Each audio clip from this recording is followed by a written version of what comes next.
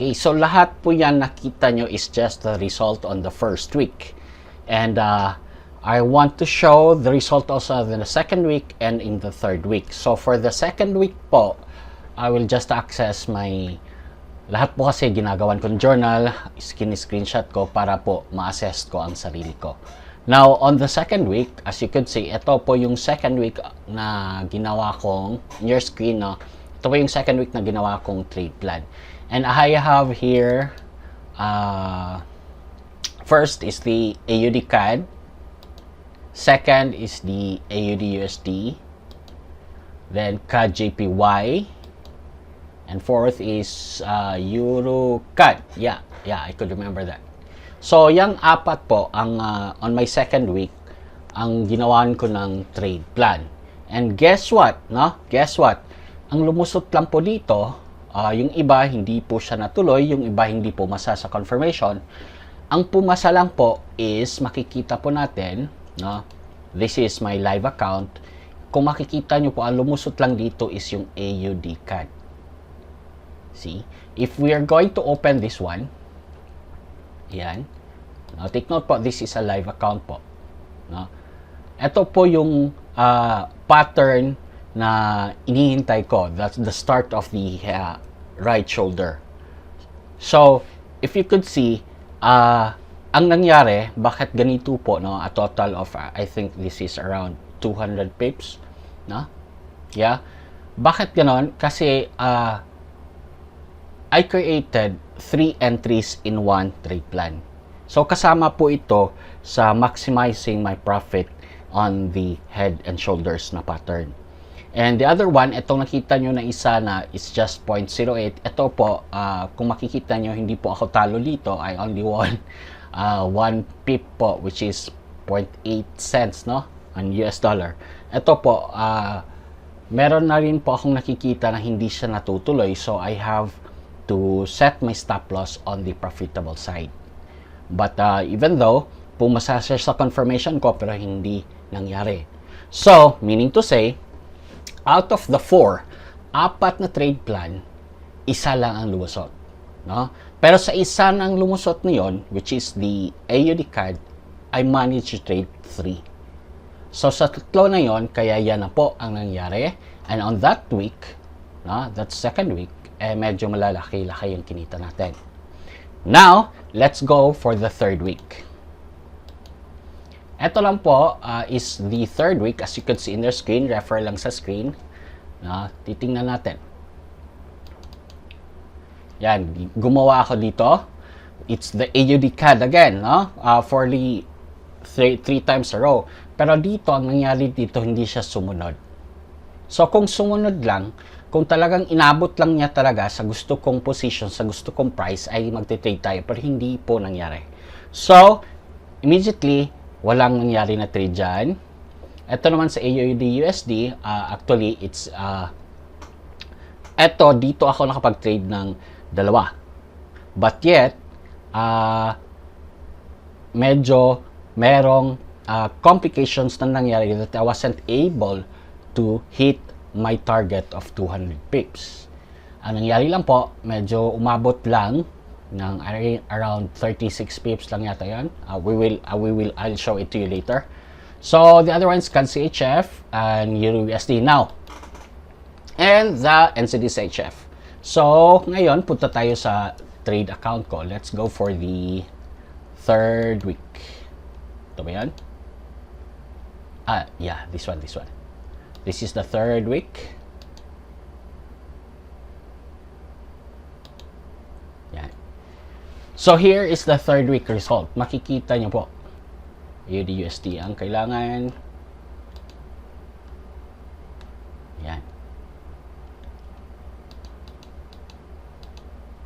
There you go. If mapapansin nyo, actually, this is a pattern of head and shoulders again. Look at your screen, di ba? This is a pattern of head and shoulders again. Meron lang konting twist kasi hindi siya pumasa on the first confirmation. Pero bakit I traded pa rin?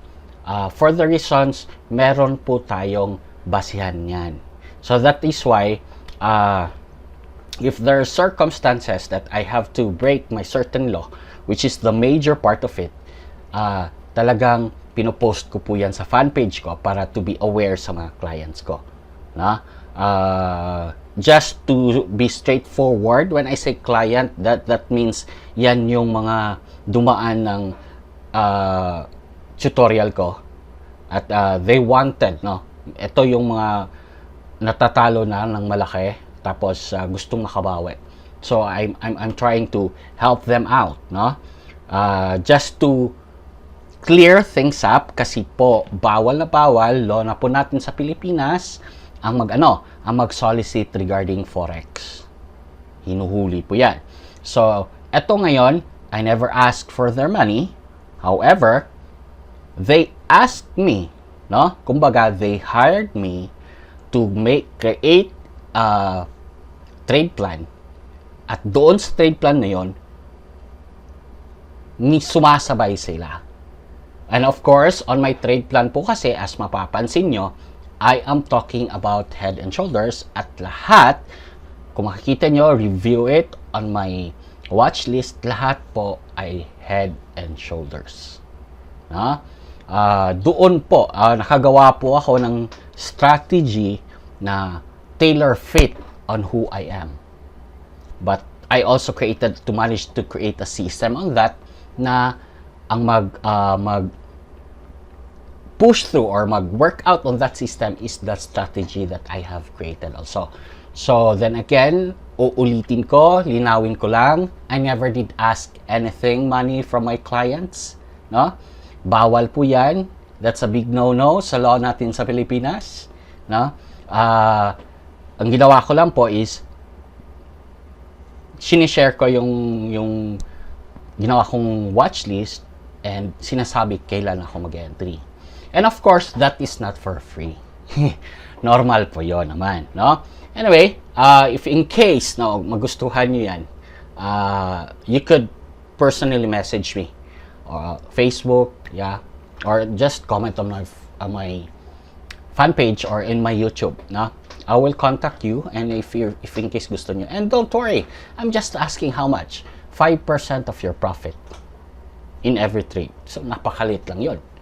Diba? For example, if kumita kayo ng $100, which is very possible, ang hinihingi ko lang po is $5. Diba? And just to palubang loob lang, what is $5 kung kumita naman kayo ng 95? Diba? Right? So, again, hindi po ako tumatanggap ha. I don't ask money for people, use their money para iti-trade ko. No, I don't do that. Ginagawa ko, they want me to create a trade plan for them.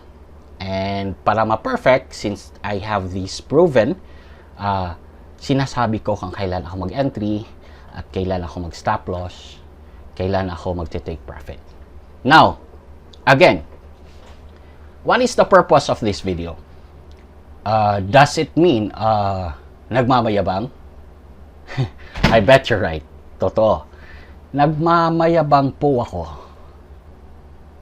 dahil po hindi po alam ng karamihan kung gaano naman kahirap ang dinarasan ko nito. Imagine, I've been doing this for 5 years, almost 6 years na. No? But on my first 3 years, wipe out account. As in, ang laki na po ng talo ko nito. So the reason ako nagsasabi nito dahil I know, no, this video is for Filipinos, no, for Filipinos who are now on this kind of business at natatalo pa rin, and alam kong masakit sa kanila yon. I'm just trying to encourage them not to give up. Makukuha nyo rin ang consistency nyo. Makukuha nyo rin ang strategy nyo. Makukuha nyo rin ang system nyo. Don't stop. No? That's why this video is for them. Right?